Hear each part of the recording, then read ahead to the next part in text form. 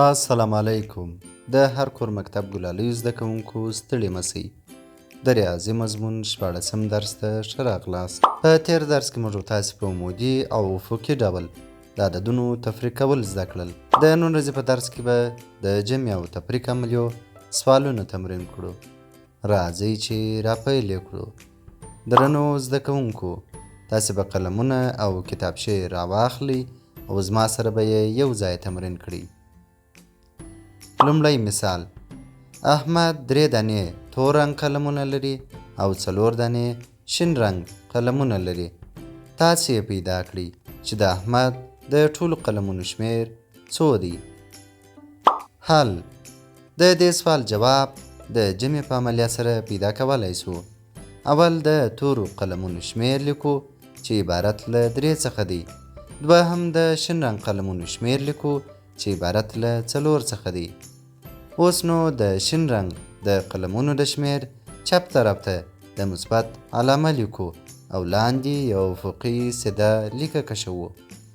اوس راځو د تور او شین رنګ قلمونو شمیر سره جمع، یعنی 3 له 4 سره جمع کوو چې حاصل یې له 9 عدد سره مساوي دی. دا 9 تر افقي لیکې لاندې لیکو. نو موږ وایو چې له احمد سره د ټولو موجودو قلمونو شمیر 9 دی. دوهم مثال: لیما 5 کتابونه لري. مشر ورور یې اتل 6 کتابونه نور ورته ډالۍ کړل.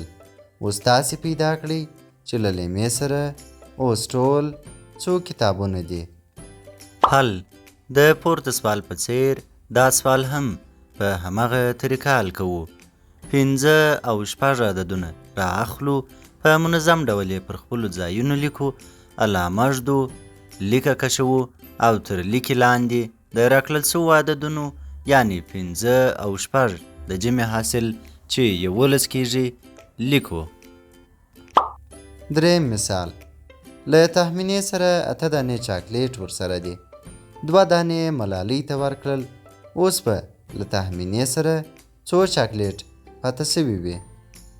حل: دا سوال د تفریق په عملیه حل کیږي، ځکه چې د شیانو کمول د تفریق عملیه ده او زیاتول یې د جمع عملیه ده.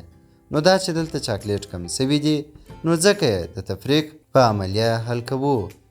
طریقه: غټ عدد یعنی 8 لوړ لیکو، کوچنی عدد یعنی 2 لاندې لیکو، چپه طرف ته د منفي نښه لیکو، تر کوچني عدد لاندې افقي لیکه کشوو. اوس نو د تفریق حاصل پیدا کوو، داسې چې له 8 څخه 2 کموو چې په نتیجه کې 6 پاتیږي. 6 تر افقي لیکې لاندې لیکو. نو ویلی سو چې له تهمینې سره اوس ټول 6 چاکلیټ پاته دي. څلورم مثال: ملالۍ او اتل په ګډه 12 دانې بسکوټ رانیول. 6 دانې بسکوټ اتل ورڅخه وخوړل. تاسې پیدا کړئ چې ملالۍ ته څو بسکوټ پاته دي. حل: د ټولو بسکوټو له شمیر څخه د خوړل سوي بسکوټو شمیر کموو. د ملالۍ د بسکوټو شمیر په لاس راځي. راځئ چې تفریق یې کړو. د 12 عدد لوړ لیکو، لاندې په منظم ډول دوهم عدد 6 لیکو، چپ طرف ته منفي علامه لیکو او لاندې افقي لیکه کشوو. اوس نو له 12 څخه 6 کموو او حاصل یې چې له 6 سره مساوي دي تر افقي لیکې لاندې لیکو.